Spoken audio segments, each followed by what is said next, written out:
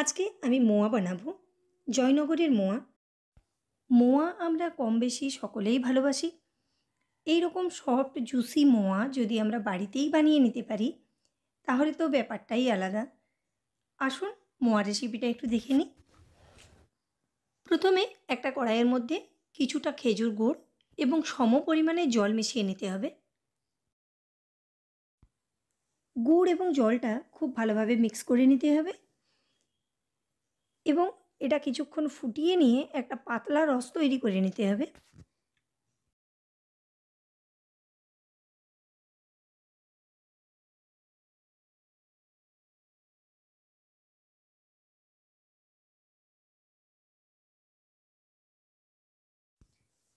এটা কিছুক্ষণ ফুটিয়ে নিয়েছি, এটা রেডি হয়ে গেছে। এবার এটা কড়াই থেকে বের করে নেব।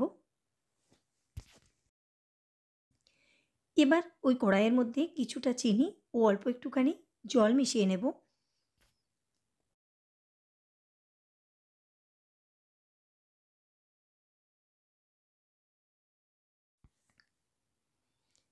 চিনিটা পুরোপুরি গলে গেছে।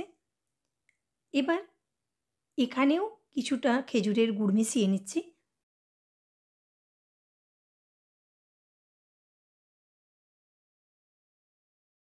এই চিনি এবং গুড়ের মিশ্রণটা দিয়ে একটা চটচটে রস তৈরি করে নিতে হবে।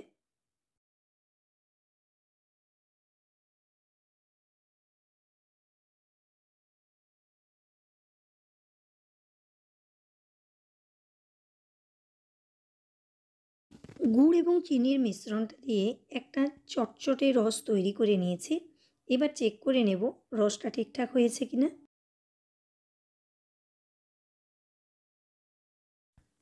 রসটা থেকে তার তৈরি হচ্ছে, অর্থাৎ রসটা আমাদের ঠিকঠাক তৈরি হয়ে গেছে।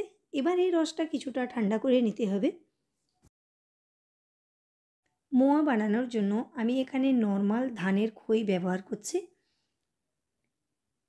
মোয়া বানানোর জন্য যে কনকচুর ধানের খই ব্যবহার হয় সেই খই সব জায়গায় পাওয়া যায় না। সে কারণে এখানে নর্মাল যে ধানের খই আমাদের কাছে অ্যাভেলেবেল সেই খই দিয়েই আমি এই মোয়াটা বানিয়ে নেব।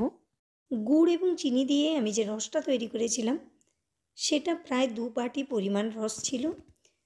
তো সেই একই বাটির মাপের আমি প্রায় 8 বাটি খই এখানে মিশিয়ে নিয়েছি।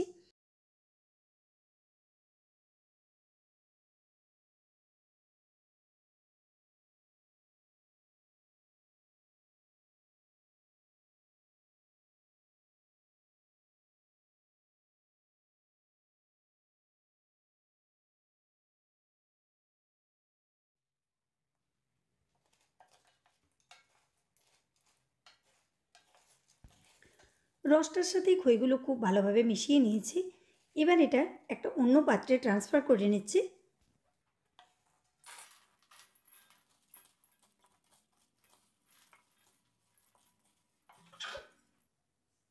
এবার যে পাতলা রসটা তৈরি করেছিলাম সেটা এখানে অল্প অল্প করে মিশিয়ে নেব।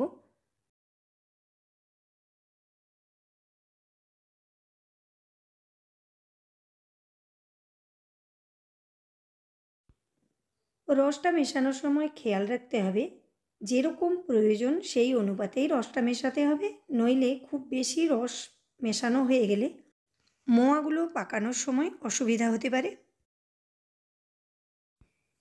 এখানে অর্ধেকটা পরিমাণ রস ব্যবহার করেছি।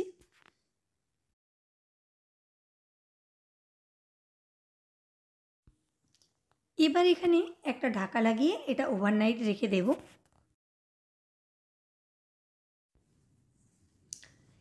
এটা সারা রাত সোক করে নিয়েছে। এবার মোয়াগুলো বানিয়ে নেব।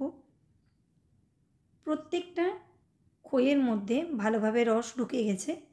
এটা হালকা করে হাত দিয়ে একটু চটকে নিতে হবে।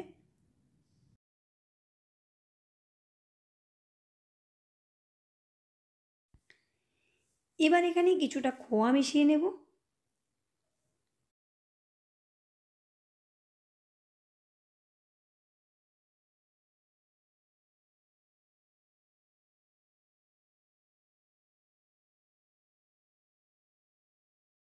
এবার এখানে কিছুটা এলাচের গুঁড়ো ও 1 চামচ ঘি মিশিয়ে সমস্ত কিছু ভালোভাবে মিক্স করে নিতে হবে।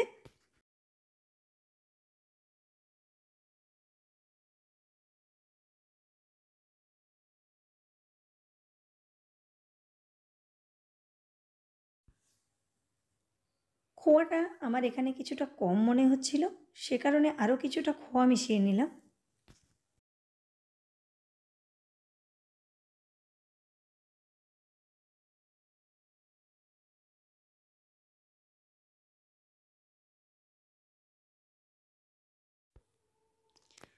সমস্ত কিছু খুব ভালোভাবে মিক্স করে নিয়েছি। এবার এই মিশ্রণটা থেকে মোয়াগুলো বানিয়ে নেব।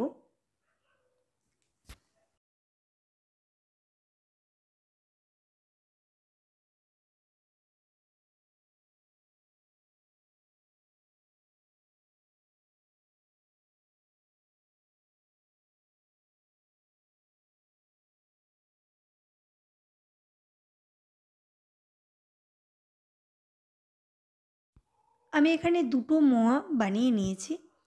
এবার পুরো মিশ্রণটা থেকে সমস্ত মোয়াগুলো বানিয়ে নেব।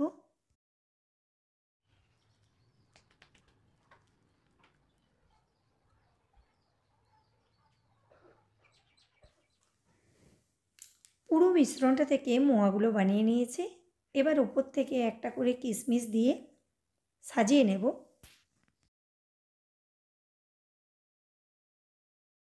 এবার উপর থেকে খোয়াটা ছড়িয়ে নেব।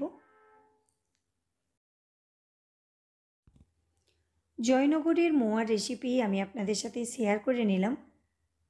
আমার এই রেসিপি আপনাদের কেমন লাগলো জানাতে ভুলবেন না। নমস্কার।